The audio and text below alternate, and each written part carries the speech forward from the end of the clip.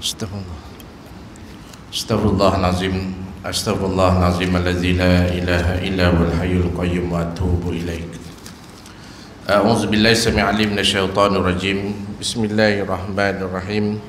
Alhamdulillahi rabbil alamin wassalatu wassalamu ala asrofil anbiya'i wal mursalin wa ala alihi wa sahbihi ajma'in.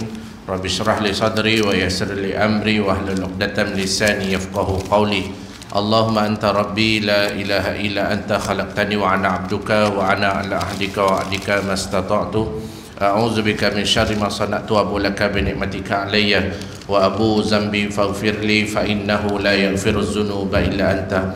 Allahumma zidna wa la tanqusna wa akrimna wa la tuhinna wa atina wa la tahrimna wa asina wa la tu'sir alaina wardina wardu anna ya arhamar rahimin. Subhanaka la ilma lana illa ma 'allamtana innaka antal alimul hakim wa la hawla wa la quwata illa billahil aliyil azim. Assalamualaikum warahmatullahi wabarakatuh. Saya hormati pengurusi Tali Ahli Jawatan Kuasa Surau Jawahar Tamas Dosa, tuan-tuan imam, tuan-tuan guru, orang-orang alim, tuan-tuan haji, puan-puan hajah, tuan-tuan, puan-puan sidang jemaah yang dirahmati Allah sekalian, mudah-mudahan sentiasa berada dalam keadaan yang baik-baik saja, dilimpahi rahmat dan hidayah oleh Allah Subhanahu wa taala, ketenangan dalam jiwa dan diberikan keupayaan untuk melakukan amal soleh, diberikan usia yang barakah, kesihatan tubuh badan, disembuhkan segala bentuk penyakit yang terlekat pada tubuh badan, dipermudahkan segala urusan hidup dan urusan rezeki, dijauhkan daripada segala bentuk kesempitan dan juga kesusahan hidup, ancaman wabak dan musibah. Mohon pada Allah SWT mudah-mudahan Allah SWT eratkan hubungan kekeluargaan dan persaudaraan sama kita umat Islam di seluruh dunia, dan mudah-mudahan asbab pertemuan kita pada hari ini, pertemuan-pertemuan kita sebelum ini dan yang akan datang adalah pertemuan-pertemuan yang akan dapat membawa kita dimasuk ke dalam syurga bersama-sama insya-Allah. Jadi alhamdulillah, syukur pada Allah SWT, kita selesai menunaikan salat fardu maghrib berjemaah diikuti dengan zikrullah dan doa. Mudah-mudahan Allah SWT terima amalan kita ini adalah satu amalan yang dapat membawa kita masuk dalam syurga bersama-sama insya-Allah, dan kita mampu menjadi saksi sama kita bahawa kita sama-sama meraihkan pengabdian diri kita pada Allah SWT ni secara bersama-sama. Kita akan jadi saksi sama kita insya-Allah satu hari nanti. Kerana bagi orang-orang yang diberikan kesempatan untuk datang ke rumah Allah ini dan kemudiannya dia beribadah kepada Allah Subhanahu Wa Taala dengan penuh keikhlasan, makanya orang ini termasuk di kalangan orang-orang yang mendapat rahmat Allah, dapat hidayah Allah. Kerana apa? Kita ni dalam hidup diberikan pilihan, nak dengan tak nak saja. Dan apa pilihan kita sebelum datang ke sini tadi? Nak pergi masjid ke, nak pergi ngeteh ke, nak sembahyang kat rumah ke, nak tengok sinetron ke, cari karama ke. Tetapi dalam banyak-banyak pilihan tu Allah Ta'ala campakkan hidayahnya kepada kita, petunjuknya untuk kita pergi ke masjid. Maka bersyukurlah kita kerana kita dipilih. Walaupun begitu, walaupun kita berada di rumah Allah dapat beribadah, solat berjemaah, jangan kita melekehkan orang lain yang berada di luar sana. Maka dituntutlah bagi kita ni untuk mohon pada Allah SWT supaya saudara-saudara kita yang berada di luar sana yang tidak diberi kesempatan ataupun yang belum dapat hidayah, Allah Ta'ala campakkan hidayah dalam diri mereka ni, dapat datang ke masjid, jadi sama-sama menjadi saksi ke sesama kita satu hari nanti. Lagi ramai orang kat masjid ni, lagi ramailah yang akan menjadi saksi di depan Allah SWT bahawa kita datang solat bersama-sama ni. Begitulah keadaannya. Jadi tuan-tuan yang dirahmati Allah sekalian, kita sambung kuliah kita membicarakan tentang sirah baginda Nabi sallallahu alaihi wasallam. Belajar sirah ni bukan kerana kita nak balik pada zaman Nabi dulu, bukan, tapi dengan kita mendengar kisah-kisah perjalanan hidup Nabi sallallahu alaihi wasallam itu, mudah-mudahan Nabi sallallahu alaihi wasallam pilih kita untuk Nabi bagi syafaat. Kerana Nabi kata, ana awwalun musyafa'in wa musyafa'in, aku adalah orang pertama yang akan bagi syafaat, dan juga orang yang akan diberikan hak yang pertama sekali memberi syafaat. Nabi kata apa? Wa aqulu hadza wala fahra, aku cakap ni bukan untuk aku bangga diri. Ada kalanya Nabi SAW cerita tentang satu kelebihan pada diri Nabi SAW itu, Nabi sebut itu berdasarkan wahyu. Memang betul pun, Nabi adalah orang yang akan memberi wahyu yang paling utama sekali. Makhluk-makhluk lain termasuklah nabi-nabi dan rasul yang lain tidak akan terlebih dahulu memberi syafaat kepada orang yang mereka kehendaki, umat-umat mereka ni, sebelum Nabi SAW terlebih dahulu memberi syafaatnya. Bila umat manusia di padang mahsyar kan, masa tu semua dalam keadaan takut, bimbang, tak tahu ke mana hala tuju, syurga atau neraka. Maka mereka ni akan percayalah apa yang telah disampaikan kepada mereka ketika hidup dulu. Rupa-rupanya di kalangan manusia pada ketika itu ramai yang menyesal. Dah, kalau aku tahu aku buat, kalau aku tahu aku buat, kalau aku tahu aku buat. Tapi penyesalan pada ketika itu dah tak bermakna lagi. Ada tak orang bagi tahu? Ya, ada orang bagi tahu, tapi tak buat juga. Tangguh, tak buat, melekehkan dan seumpamanya. Nanti bila di padang mahsyar, yang tak tahu hala tuju ke syurga ke neraka masa tu, masing-masing dah mula menyesal. Kalaulah aku tahu, kalaulah aku tahu, kalaulah aku tahu. Maka ketakutan, kebimbangan itu dengan peluhnya, dengan peluh bercampur darah, bercampur nanah, tengok darah mengalir kat badan kita, tenggelam dengan peluh dan juga yang bercampur dengan nanah dan darah pada ketika itu, hati masing-masing dah tak sedar hati lah, cerita gitu. Sebab apa? Ini kalau dulu masa zaman-zaman kita hidup dulu tu, pergi ke surau, ustaz tu cakap macam ni, macam ni, lah betul rupanya. Kerana apa? Disandarkan pada hadis Nabi SAW. Maka pada ketika itulah jumpa Nabi-Nabi lain, wahai Nabi Allah, Nabi Ibrahim, Nabi Ismail, Nabi siapa? Nabi Allah Isa alaihissalam, jumpa Nabi Allah Hud, Nabi Allah Nuh alaihissalam, minta syafaat, minta doa, minta kelebihan ataupun mintalah sedikit kebaikan. Mudah-mudahan dengan doa para nabi ni dapat menyelamatkan kita masuk dalam neraka, dalam syurga, dapat menyelamatkan kita daripada masuk neraka Allah SWT. Maka semua nabi dan rasul kata tak boleh, aku tak berani nak bagi syafaat pada kamu ni. Jumpalah nabi lain, dan akhirnya semua nabi kata jumpalah Muhammad sallallahu alaihi wasallam. Ramai-ramai umat manusia pergi jumpa Nabi sallallahu alaihi wasallam. Ya Rasulullah, kami umatmu ya Rasulullah, berikanlah aku syafaatmu. Maka ketika itu kan Nabi kata, aku berjalan di tengah-tengah jutaan manusia, dan aku telah menundukkan kepalaku di depan Allah SWT dengan puji-pujian yang tidak pernah aku lontarkan atas muka bumi. Maka pada ketika itu Allah SWT menyatakan, wahai Muhammad, berikanlah syafaat kepada siapa yang kamu kehendaki. Yang ini sangat-sangat mendebarkan. Nabi kata antara orang-orang yang akan dapat syafaat adalah mereka-mereka yang Nabi iktiraf dia sebagai umat Nabi. Mengiktiraf dia sebagai umat Nabi, salah satunya dia ikut sunnah Nabi SAW. Dia sayang cinta Nabi. Yang lepas kita dah cerita dah, cinta Nabi itu adalah perkara yang dituntut. La yu'minu ahadukum hatta akuna ahabba ilaihi mi walidi wa walidi wan nasi ajmain. Tidak kata la yu'minu, tidak beriman bagi orang yang apabila aku ini tidak dijadikan orang yang paling dia sayang, lebih daripada mak bapak dia, lebih daripada anak-anak dia. Maka Nabi SAW menyatakan bahawa orang ini adalah orang yang tidak beriman kalau dia tak mencintai Nabi itu sebagai orang yang paling utama untuk dicintai. Tanya suami, abang dan ramai-ramai orang siapa yang abang suka. Dia berkata, awak lah, siapa lagi, tinggal kita berdua je, awak tengok saya tengok awak. Maka pada ketika itu menangis kita. Sebab apa? Suami kita termasuk di kalangan orang yang tidak sempurna imannya. Kerana apa? Mencintai kita lebih daripada mencintai Rasulullah SAW.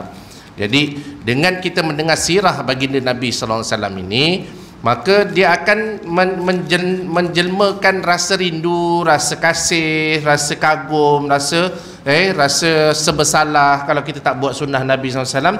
Sedangkan perjuangan hidup baginda Nabi sallallahu alaihi wasallam untuk menegakkan syariat Islam itu sangat hebat, sangat dahsyat. Ujian yang Nabi hadapi daripada mula sampailah wafatnya baginda Nabi sallallahu alaihi wasallam. Sebab itu dia dikenali sebagai Habibullah, kekasih Allah. Jadi yang lepas kita dah cerita dah tentang zaman muda Nabi sallallahu alaihi wasallam. Setahun kita cerita baru sampai zaman muda Nabi sallallahu alaihi wasallam.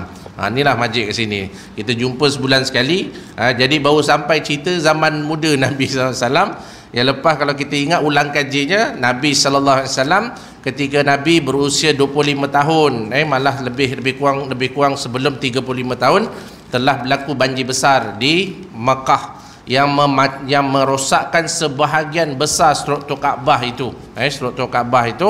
Maka dikenalilah banjir tersebut sebagai Sa'ilul A'rim, iaitu banjir besar yang dahsyat, meranapkan sebahagian daripada struktur bangunan Kaabah yang sekarang ni, itu yang telah dibina semula, Dulu dia punya tinggi dia punya bangunan tu lebih rendah daripada yang kita nampak dekat tanah suci sekarang. Setelah dibina semula, maka runtuhlah berhala-berhala yang mengelilingi Kaabah pada ketika itu sebanyak 360 berhala yang diketuai oleh berhala yang besar yang namanya Lata dan Uzza.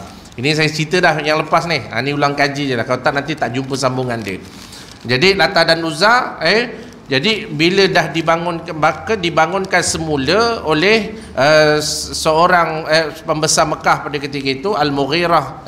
Pada ketika itu apa yang disebutkan bahawa orang yang layak membantu usaha-usaha membaik pulih Kaabah itu mestilah orang yang tergolong di kalangan orang yang baik-baik yang tidak melakukan kejahatan. Maksudnya apa? Zaman tu zaman jahiliah, maksiat berlaku di mana-mana. Tetapi mereka juga mengiktiraf orang-orang yang baik. Siapakah orang yang baik itu? Ni orang jahiliah ni. Dia jahiliah. Tapi mereka ni dapat menilai yang ini baik, yang ini tak baik. Maknanya perbuatan rutin yang mereka lakukan itu sebenarnya tak baik. Tapi mereka mengiktiraf juga orang-orang baik. Kenapa orang-orang baik ni? Orang-orang baik ni dia kata yang layak untuk membina semula Kaabah ni. Jangan ada orang-orang yang buat perkara-perkara tak elok. Apa perkara tak elok? Berzina, minum arak, berjudi, mereka ni membunuh anak-anak mereka yang perempuan, mereka menyamun, qati' tarik, penyamun jalanan yang banyak membunuh orang, merampas harta dagangan. Maka itu adalah sumber pendapatan mereka pada ketika itu. Tapi mereka tahu benda tu adalah benda yang tak baik. Jadi mereka carilah siapa yang tak pernah buat benda-benda macam tu. Salah seorangnya adalah Rasulullah sallallahu alaihi wasallam yang umurnya masih muda. Masa tu Nabi sallallahu alaihi wasallam kan baru lepas kahwin. Nabi sallallahu alaihi wasallam baru lepas kahwin dengan Saidatina Khadijah. Kita dah cerita yang lepas dah. Maka Nabi seronok. Nabi seronok masa bina Kaabah tu, rasa macam bertanggungjawab aktiviti-aktiviti kemasyarakatan. Jangan kata Nabi ni dia tak bercampur masyarakat. Nabi bercampur masyarakat. Dan Nabi adalah antara manusia yang paling jujur di Mekah pada ketika itu. Yang kita tahu kan peristiwa Nabi SAW diusir melalui pakatan untuk membunuh Nabi SAW. Daripada 18 buah kabilah yang ada di Mekah itu, mereka bergabung untuk membunuh Nabi SAW secara serentak. Kalau nak disalahkan, tak salahkan satu puak saja. Maka dia pun bunuh ramai-ramai dengan cara apa? Dengan cara mencari seorang pemuda yang paling gagah setiap kaum itu, digabungkan mengepung rumah Nabi. Itu kan cerita yang pasal Nabi SAW berhijrah itu. Nabi itu sebenarnya diancam dengan bunuh, maka wahyu Allah Ta'ala perintahkan untuk Nabi berhijrah. Ini ceritanya begitulah. Jadi sebelum Nabi SAW berhijrah kan Nabi pesan kepada Sayyidina Ali yang gantikan tempat tidur Nabi SAW tu. Nabi kata apa? Nabi pesan kepada Sayyidina Ali karamallahu wajhah. Nabi kata ini barang-barang ni, barang-barang tu barang apa? Barang yang orang-orang Mekah itu minta tolong Nabi simpan. Maknanya apa? Mereka tahu Nabi ni jujur, Nabi ni baik, sehingga Nabi ni digelar sebagai Al-Amin, orang yang sangat amanah di Mekah pada ketika itu. Walaupun mereka ni tak beriman pada Allah, tapi mereka ni percaya pada Nabi. Gitulah. Walaupun dia tak beriman pada Allah, tapi dia percaya pada Nabi. Yang jadi sakit hati sangat dengan Nabi ni sebab apa? Sebab Nabi bawa satu agama lain yang dilihat sebagai asing di mata mereka. Sebenarnya agama itu tak mengacau mereka pun, tapi dia orang ni sakit hati. Ni perangai tuan-tuan. Kita tak nyusahkan orang tu sakit hati dengan kita. Ini perangai orang-orang musyrikin Mekah pada ketika itu. Nabi tak buat usaha dakwah, siapa nak ikut-ikut. Nabi tak paksa pun siapa yang nak ikut. Jadi bila Nabi semayang, kemudian ramai pula, sebab Nabi SAW ni menarik perhatian umat manusia dengan akhlak baginda Nabi SAW. Nabi tak paksa, nak masuk Islam, tak nak masuk Islam, tak payah, tak kisah, tak ada paksaan Islam. Jadi bila ramai, makin ramai pengikut-pengikut Nabi SAW, maka dia orang jadi panas. Ni orang panas tak tentu hati, tak tentu pasal ni. Kita duduk kat rumah tengok TV, relax je kan. Tengah relax berzikir, baca Quran, tiba-tiba je suami kita datang. Kau ni semayang tonggang-tonggek tapi tak dengar cakap aku, cerita gitu. Kenapa bang? Apa salah saya bang? Ceritanya macam tu. Aku suruh kau pergi kedai beli kakuk. Kau degil sangat kenapa cerita gitu? Aku kan tengah gaut ni ceritanya. Gaut dia layan suruh bini beli. Bini dah elok baca Quran. Tak kacau orang dah. Tak kacau orang. Dia sakit hati. Ini perangai-perangai musyrik. Orang-orang yang membenci Nabi SAW. Jadi Nabi ni orang baik. Jadi Nabi SAW pun membinalah Kaabah itu bersama-sama dengan kawan-kawan dia yang baik. Maknanya kalangan orang yang baik-baik jugalah. Antara yang baik itu pendeta-pendeta, mereka bangunkan baliklah orang-orang yang berpegang kepada ajaran kitab Taurat, Injil, Zabur pada ketika itu, maka mereka ni termasuk golongan yang baik lah, walaupun ada kesesatan yang berlaku di kalangan mereka ni, iaitu jadi dah dibina semua, dah elok-elok, maka Nabi SAW selalu datang ke Kaabah tengok hasil binaan dia bersama kawan-kawan dia pada ketika itu. Dia ibarat macam ni tuan-tuan, kita buat rumah, upah orang dengan buat sendiri. Bila kita susah payah buat sendiri ni, dengan bancuh simennya, dengan susun bata dan seumpamanya, buat tile sendiri, bengkam bengkok pun, bila tengok dah jadi, rasa macam seronok sungguh lah. Tak payah cerita rumah, buat reban ayam gitu lah. Ada bela ayam ke, ada bela ke arnab ke kan. Konon-kononnya beli kayu lah, tak pernah nukang tu, beli segala mesin. Sebenarnya beli reban yang dah siap dengan beli mesin-mesin dia tu, lagi mahal mesin-mesin dia daripada reban yang dah siap tu.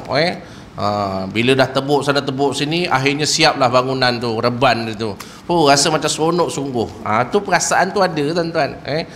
Macam kita lah tengok dalam TV, TikTok ke apa, YouTube ke, tengok orang buat kuih contoh gitulah. Kita pun minta anak kita, tolong pergikan belikan mak tu tepung lah, apalah, inilah, itulah. Kau jangan beli jenis lain, kau mesti beli jenis ni je. Gitu. Kita semangat tu lah. Dengan mixer tu tak ada, beli kat kedai. Padahal beli kuih yang dah siap tu lagi murah daripada beli barang-barang dia tu. Tapi sebab dia nak cuba, nak nerai ni. Orang Jawa cakap nak nerai. Jadi pada ketika itu apa yang berlaku? Kita pun buat. Jadi keknya ke apam ke apa ke gitulah. Seronok sungguh lah cerita gitu. Nanti tengok raya balik kampung. Dulu aku buat masa bulan puasa dulu. Sebelum puasa dulu aku buat karipap. Ya Allah, cantik kejadiannya. Padahal orang tak tanya pun. Tapi dia punya seronok tu nak cerita kat orang tu. Yang dia buat karipap jadi, yang dia buat apam jadi, yang dia buat kek jadi tu. Seronok tuan-tuan. Nabi SAW pun sama lah. Bila buat bangunan Kaabah tu balik, maka dia seronok lah. Bersih Kaabah tu dengan binaan yang baru pada ketika itu. Strukturnya sama, cuma dah rosak banyak, di simen, diletakkan batu lagi, lebih tinggi lah, lebih kurang 7 orang berdiri. Sekarang ni kedudukan bangunan Kaabah ni ibaratnya 7 orang berdiri bertindih-tindih, macam tu. Tu 7 orang tu yang dikira oleh para ulama sirah. Dulu dia punya bangunan dia lebih pendek, kemudian bila dibina semula, dibina lebih tinggi. Dan arkiteknya di kalangan orang Rum yang namanya Bakum, ini saya dah cerita. Jadi tuan-tuan yang dirahmati Allah sekalian, seronok-seronok begitu, maka Nabi SAW pun dah happy lah jalan. Orang pun suka kat dia. Dia antara orang yang bangunkan balik Kaabah semua, selalu berjalan kat Mekah tu, pusing-pusing. Maka orang dah mula hormat dah kat dia. Jadi yang jadi mulanya Nabi SAW ni jadi macam dah tak berapa nak sedar hati. Bila berhala-berhala yang 360 biji yang telah runtuh disebabkan banjir tadi tu dibina semula oleh orang-orang Mekah. Maka Nabi SAW tak suka bab-bab syirik ni, sembah benda-benda yang tak ada bernyawa, yang tak ada orang kata kepercayaan karut ni dia tak percaya. Jadi Nabi SAW jadi tak sedar hati, dibangunkan balik 360 berhala. Jadi kemusyrikan itu ataupun mensyirikkan aktiviti-aktiviti memuja dan semuanya itu berluas sebalik di Mekah pada ketika itu dengan binaan yang baru. Jadi orang yang datang pun semangat lah. Bawalah macam-macam. Kita bina masjid baru tuan-tuan, semangat lain macam tuan. Lain macam. Tak percaya nak puasa, tukar kapet ni. Rasa seronok sungguh. Pasang aircon sikit, lepas tu letaklah apa-apa yang betul sikit.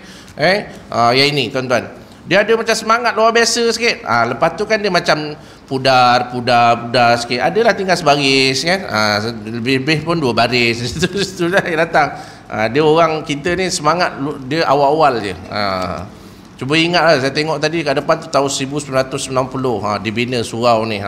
Dulu masa bina surau ni ramai rasanya. Jadi gitulah. Jadi nak sebutkan begitu. Jadi bila Nabi SAW dah nampak dah kemungkaran, maksiat tu berlaku di sana sini, Nabi SAW jadi macam tak sedar hati, tuan-tuan. Ini hidayah. Ini adalah hidayah. Ini adalah rahmat Allah SWT. Tuan-tuan, kalau kita bandingkan, tuan-tuan, zaman-zaman kita muda dulu dengan sekarang, tuan-tuan, kita fikir-fikir dulu, zaman muda dah puas, Ustaz, macam-macam saya buat, Ustaz. Bila saya tengok sekarang sini benda tu macam dah tak ada perasaan. Macam gitu. Dulu, Ustaz, segala jenis hukuk saya dah try, Ustaz. Dah try dah. Apa jenis hukuk saya dah hisap dah. Gitu. Macam-macam jenis lah. Tapi bila dah tua-tua ni, Ustaz, saya tengok hukuk satu apa, rokok daun, saya rasa tak selera, Ustaz. Maknanya itu hidayah Allah turunkan. Ini rahmat Allah ni. Sedang Allah SWT sedang memelihara diri kita daripada elemen-elemen yang boleh merosakkan diri. Itu sebenarnya rahmat. Kadang-kadang kita tengok macam nak balik, kita punyalah beria, nak tengok TV, cerita drama Filipin, agaknya tengah hari buta lah. Kita pun tengah hari kita terlelap kejap, cakap dengan anak kita, nanti jangan lupa tau, pukul 2 kejutkan mak ni, mak tengok drama ni, sambungan semalam ni, cerita gitu. Sini tak ada lah, orang lain. Nak tengok drama tu, cerita tu, nak ngejual drama tu, dia nak tidur kejap. Tidur tengah hari tu bagus, qailullah tu, sunnah Nabi SAW. Sekali agaknya penat sangat, tidur-tidur bangun sampai 3 petang lah. Kenapa tak kejutkan mak? Rasa macam kecewa sungguh lah, ceritanya begitu. Terkilan sungguh lah. Tak dapat orang kata, tak dapat nak tengok cerita tu. Yang itu sebenarnya Allah Ta'ala sedang menurunkan rahmatnya atas diri kita. Kenapa? Kadang-kadang kita ni orang perempuan terutama tengok TV, drama romantik, suami dia romantik betul dengan isteri dia, lepas tu dia terbayang, kenapalah laki aku tak macam ni, ni perangai ni. Ini yang kita risau ni. Suami penat-penat balik kerja, kenapa diam je ni, cakap awak fikirlah sendiri. Orang lelaki tak boleh fikir. Orang lelaki tak boleh fikir. Dah kenapa bini aku ni mengajuk tak tu pasal lah, rupa-rupanya dia selidik, rupanya dia tengok drama siang tadi tu, kemudian dia bayangkan kenapa laki dia tak sama macam hero yang dalam TV tadi. Tak pening kita, pening tuan-tuan. Ini bukan apa, dulu masa saya bawa kes ke rumah tangga tu adalah saya cakap, Ustaz, dia punya perangai, suami cakap, dia punya perangai ni susah nak jangka, Ustaz.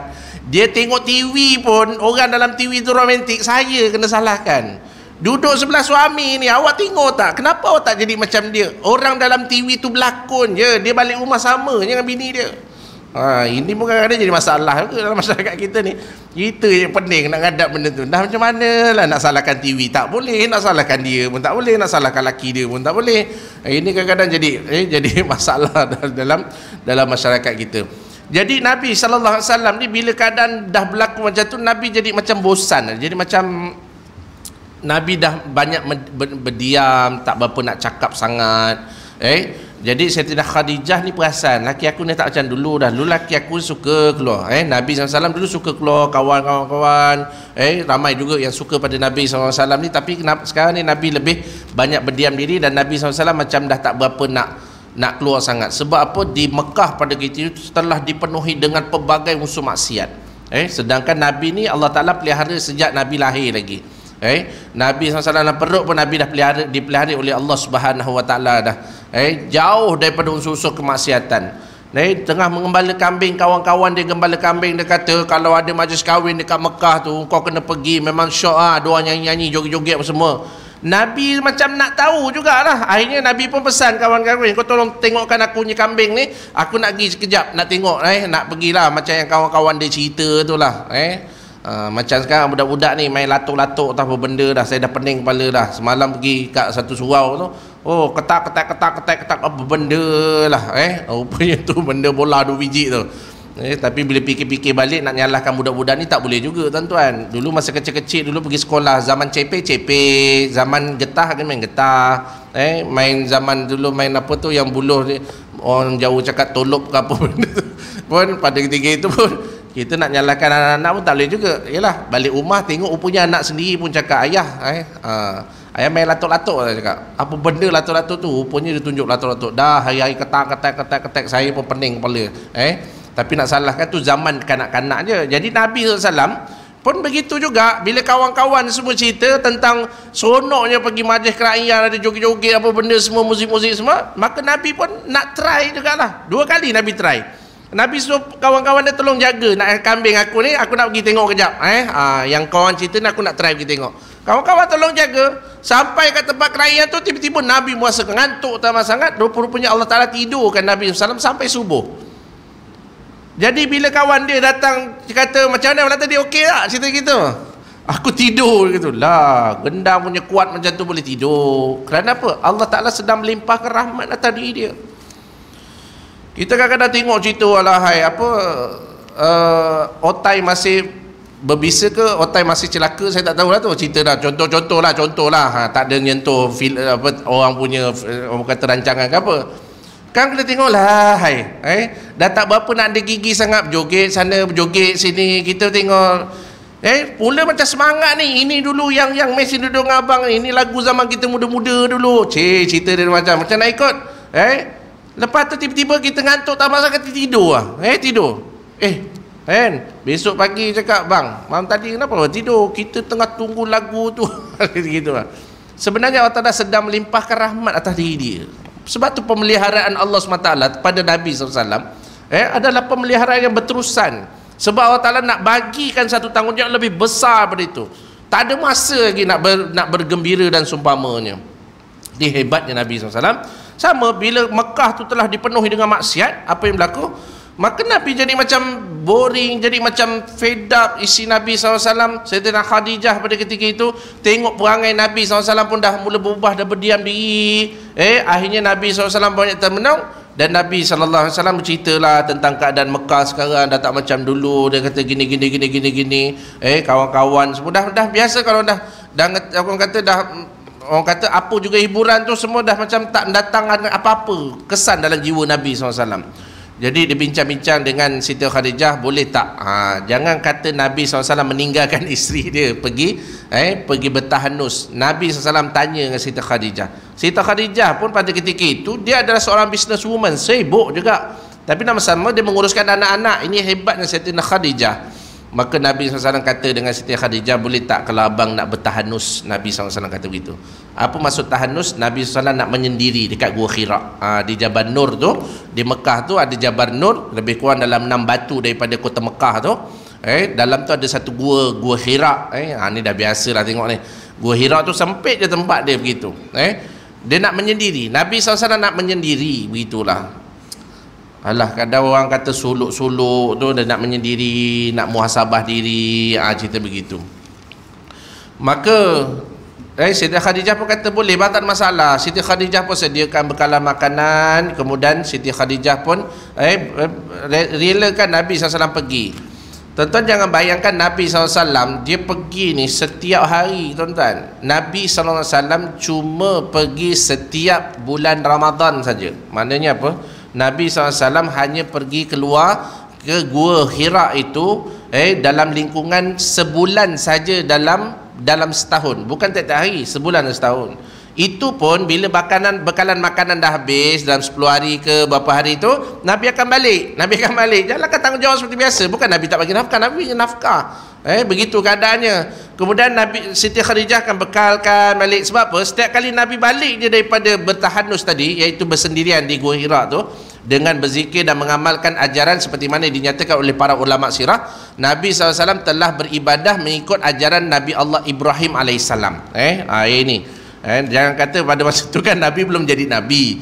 Nabi SAW kan dia masih berada pada zaman antara zaman Nabi yang sebelum ni dengan Nabi SAW. Jadi ajaran Nabi Allah Ibrahim AS itu masih diamalkan oleh mereka-mereka yang patuh dan taat pada ketika itu. Cuma syariatnya pada ketika itu belum datangnya syariat ataupun peraturan undang-undang seperti mana undang-undang kita sekarang. Dulu zaman Nabi Allah Musa AS, mereka yang nak bertaubat kena bunuh diri. Begitu keadaannya. Tapi itu peraturan zaman itu. Sekarang dah tak boleh lagi. Kenapa bunuh diri? Sebab saya nak bertaubat ikut ajaran Nabi Allah Musa. Itu sesat, tak boleh. Begitu keadaannya. Sebab tu Bani Israel ni, ada di kalangan Bani Israel ni yang mereka ni membakar, dia pesan pada ahli keluarganya. Ini adalah hadis sahih. Nabi SAW kata ada seorang lelaki, kemudian dia ni rasa banyak, macam dia buat amal tu, rasa macam amalan dia tu macam tak diterima. Begitulah. Dia buat amalan tapi dia rasa macam tak confident dengan amalan yang dia buat tadi. Jadi timbul kebimbangan dalam diri ini. Dalam hadis sahih Nabi sallallahu alaihi wasallam kata apa? Bani Israel ni, seorang lelaki ni dia datang cakap dengan ahli keluarga dia, dia kata, besok kalau aku mati maka bakarlah mayat aku ni. Bakar mayat aku ni. Kemudian buanglah abu mayat aku ni kat laut. Kan sama macam agama Hindu, begitu keadaannya. Maka dibuang, matilah orang ni, kemudian dibakarnya mayat lelaki ni tadi, kemudian dia dibuang abunya kat laut. Kan sebiji macam agama Hindu tu. Lalu Allah SWT memerintahkan, Allah Ta'ala memerintahkan para malaikat untuk mengumpulkan abu lelaki ni tadi, dan Allah SWT tanya kepada lelaki ni, kenapa? Apa yang mendorong kamu? Apa yang mendorong kamu ini untuk menyuruh ahli keluarga kamu bakar mayat kamu ni dan dibuang kat laut ni? Apa sebenarnya apa yang mendorong kamu? Dia kata, ya Allah, tak ada apa-apa yang mendorong aku kecuali aku takut kepada engkau ya Allah. Maka lelaki ni dimasuk dalam syurga Allah SWT. Ini Nabi cerita dalam hadis sahih, tetapi Nabi SAW cerita tu adalah syariat Nabi yang terdahulu. Cara taubatnya, cara dia begitu, tidak jadi kesalahan. Kalau kita buat sekarang ni, nanti lepas ayah mati, kau bakar mayat ayah ni, abunya kau buang kat laut. Orang kata apa? Ini Islam ke tak Islam? Menimbulkan tohmah, fitnah. Ini tak boleh. Dia ada ajaran yang dulu boleh, sekarang tak boleh. Kita ikut syariat siapa? Syariat ataupun undang-undang peraturan Nabi Muhammad sallallahu alaihi wasallam. Jadi peraturan-peraturan Nabi-Nabi terdahulu dah terbatal. Orang kata nanti Ustaz akhir zaman nanti akan muncullah Nabi Allah Isa alaihissalam, akan dibangkitkan dan dia akan membunuh Al-Masihud Dajjal. Dia akan bunuh Al-Masihud Dajjal. Jadi Nabi Allah Musa, Nabi Allah Isa tu dia akan ikut peraturan siapa? Nabi Allah Isa akan ikut peraturan umat Nabi Muhammad. Peraturan Nabi Muhammad. Dia tak akan bawa dia punya peraturan dia. Kerana apa? Nabi Allah Isa dia berada pada zaman Nabi SAW, maka undang-undang yang dibawa oleh baginda Nabi SAW, undang-undang Islam syariat kita lah. Semayang sama, semayang Zuhur 4 rakaat, semayang Maghrib 3 rakaat, sembahyang isyak 4 rakaat, sama cerita gitu. Jadi ini yang kita kena faham tentang syariat ni tuan-tuan. Jadi Nabi pun buat amalan seperti mana amalan Nabi Allah Ibrahim alaihissalam. Jadi Gua Hira ni dia berada di utara Mekah, 6 batu lebih kurang jarak dia macam tu. Dan masa tu Sayyidatina Khadijah umurnya 53 tahun. Tuan-tuan jangan bayangkan Siti Khadijah umur 53 tahun macam 53 tahun kita. Tak. Siti Khadijah disebut oleh majoriti ulama sirah, walaupun umurnya dah 53 tahun, tapi dia punya penampilan dia adalah penampilan yang sangat menawan. Ini disebut satu, Siti Khadijah ni kalau orang bangsawan lah, dia seorang businessman, dan dia jaga dia punya penampilan diri dia. Tapi untuk Rasulullah sallallahu alaihi wasallam, tapi dia berniaga, dia tetap jaga batasan. Begitu keadaannya. Dia tak semudah-mudah nak melayan orang lelaki apa tak. Sayyidatina Khadijah ni dia macam orang kata satu watak manusia bangsawan yang tak boleh senang-senang nak didekati. Berapa ramai orang nak meminang dia tu, semua dia tolak. Akhirnya dia berkahwin dengan siapa? Dia berkahwin dengan pekerja dia sendiri. Siapa? Rasulullah sallallahu alaihi wasallam. Kenapa dia pilih Rasulullah SAW? Kerana kejujuran yang ada pada Rasulullah sallallahu alaihi wasallam, sebagaimana dicerita oleh masyarakat orang suruhan dia ataupun dia punya pembantu dia yang bawa barang dagangan pergi ke Syam yang diperniagakan oleh Rasulullah SAW, dan cara berniaga Nabi SAW itu sangat jujur. Maka keuntungan dapat dan barakah tu datang. Hasil jualan tu melimpah ruah, 2-3 kali ganda. Setiap kali Nabi pergi meniaga je, kalau dalam tu ada Rasulullah, mesti untung besar. Cerita gitulah tuan-tuan. Dia ada orang tuan-tuan, jenis kalau kita pergi kedai tu kosong je. Tuan-tuan perasan tengok. Kadang-kadang bila kita masuk je dalam tu, ramai pula masuk, kita cakap. Gitu. Tapi jangan cakap kita ni karomah ke apa, tak. Kadang-kadang barakah tu datang. Ada orang ni bila masuk je, bila orang ni datang je kat kedai kita, lepas tu ramai orang datang. Maknanya apa? Orang ni mungkin datang ada keberkatan datang daripada diri dia. Kita tak tahu. Tapi kalau lepas orang tu datang, dah tak ada lagi orang datang kedai kita, faham je lah. Ni orang Melayu ni ada, ini dia mesti letak apa-apa ni kat depan kedai ni, apalah tanam apa, ada jin dah, orang jalan tak nampak kedai seumpamanya. Ini. Jadi itu antaranya lah. Jadi Nabi SAW berulang alik selama 5 tahun. Jadi tadi 35 tahun, sampailah umur Nabi 40 tahun 6 bulan. Saya belum masuk tajuk. 40 tahun 6 bulan. 40 tahun 6 bulan itulah peristiwa datangnya malaikat Jibril alaihissalam dan memeluk Nabi sallallahu alaihi wasallam. Kata Iqra yang kita biasa dengar tu di Gua Hira itu, maka Nabi kata aku tak tahu membaca. Maka Jibril alaihissalam menyampaikan wahyu yang pertama, Iqra bismi rabbikal ladzi khalaq. Ini dah biasa kita dengar. Cuma ada sebahagian pendapat ulama menyatakan bahawa ini pandangannya agak gharib lah, agak pelik, tetapi itu adalah pandangan sebagian ulama. Dia kata apa? Sebelum Jibril alaihissalam ni memeluk Rasulullah SAW, ini pandangan minoriti, dia bukan pandangan majoriti.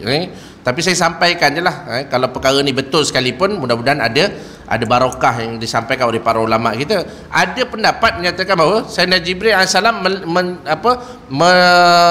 membentang satu kain yang ada tulisan Iqra. Maka pada ketika itulah Jibril alaihissalam kata bacalah. Maka Nabi SAW kata aku tak tahu baca. Begitu. Jadi ada dua pandangan begitulah. Tapi pandangan majoriti tadi memang Jibril alaihissalam peluk sebanyak 3 kali, peluk dengan erat. Maka disebutkan Iqra, tak boleh baca. Iqra pun tak boleh. Barulah dia ajak Iqra bismi rabbikal ladzi khalaq. Itu adalah wahyu yang pertama, tuan-tuan.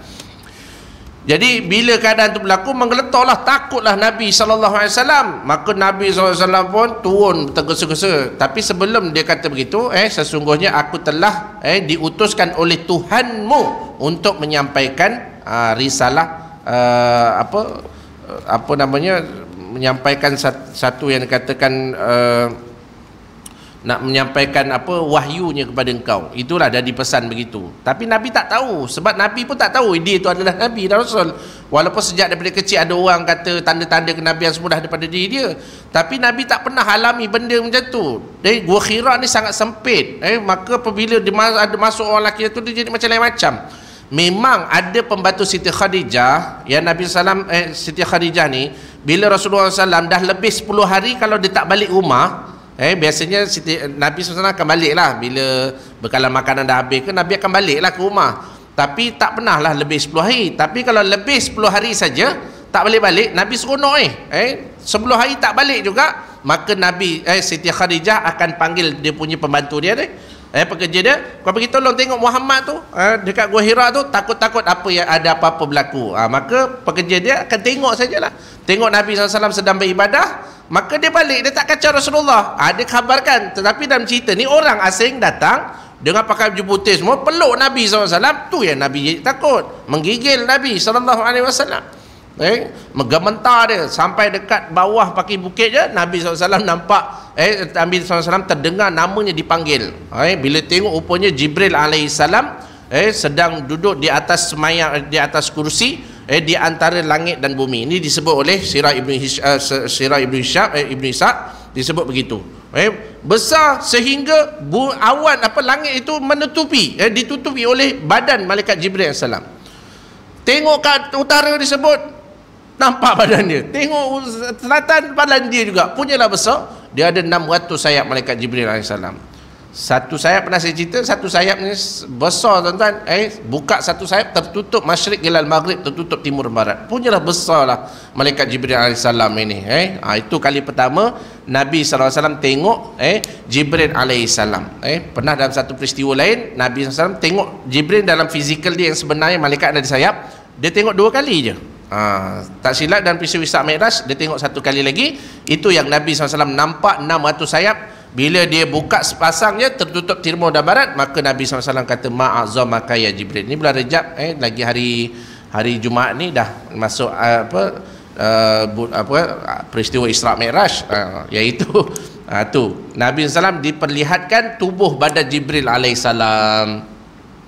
Ma'azamaka ya Jibril, alangkah sebesarnya kau Jibril, besar Jibril alaihissalam ni.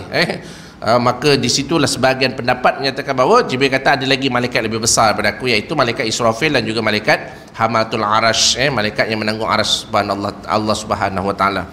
Tak apalah tuan-tuan, itu antaranya lah. Jadi sebutkan Nabi SAW sampai ke rumah, dalam keadaan menggeletar. Nabi kata selimutkan aku. Nabi menggeletar sejuk. Siti Khadijah ni watak isi sangat hebat, tuan-tuan. Dia bila tengok laki cemas macam tu, dia ikut je dulu apa yang dia nak, apa yang Nabi nak. So selimutkan Siti Khadijah, selimutkan. Dia tak tanya, abang apa yang jadi ni bang? Ya Allah, tak ada. Maknanya dia punya relax tu. Kita boleh tengok je lah, abang kenapa ni bang sampai dia tu kan? Bagilah air dulu ke apa, air abang apa yang berlaku. Dia tak. Siti Khadijah ni bila tengok Nabi kata selimutkan aku, taat terus, ambil selimutkan dulu. Dah tenang dah Nabi SAW. Barulah Siti Khadijah tanya, abang apa yang berlaku sebenarnya? Gitu baru tanya. Maka Nabi mau cerita. Maka kalau macam tu, macam mana, apa kata kalau kita jumpa pakcik saya, Waraqah bin Aufal. Waraqah bin Aufal ni adalah seorang pendeta Nasrani, seorang pendeta yang dia mahir kitab, dia menguasai kitab Taurat dan juga kitab Injil. Malah sebahagian ahli sejarah menyatakan bahawa kitab Injil itu diterjemahkan dalam bahasa Arab adalah oleh Waraqah bin Aufal. Tu pakcik Nabi SAW. Maka bila Nabi SAW cerita, tahulah dia bahawa yang datang itu adalah kudus, suci begitu. Wahai Muhammad, sesungguhnya yang datang jumpa kamu ini berdasarkan kitab Taurat dan kitab Injil, dia adalah Namus Akbar, iaitu pembawa rahsia paling besar sekali, yang akan membawa rahsia Allah SWT.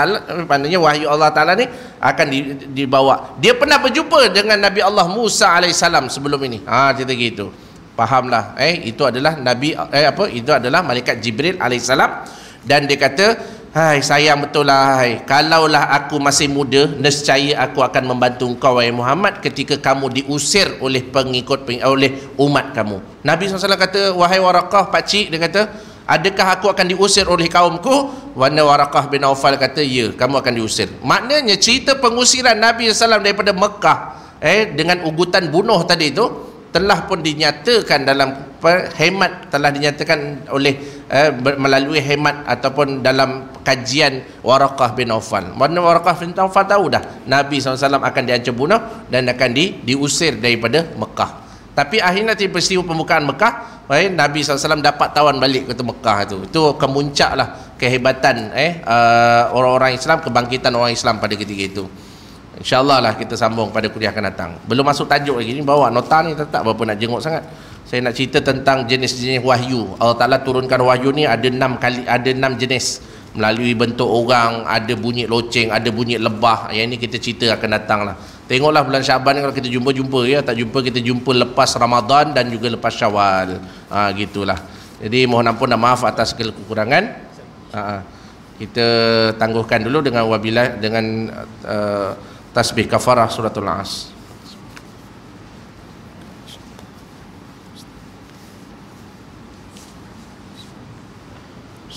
Assalamualaikum warahmatullahi wabarakatuh.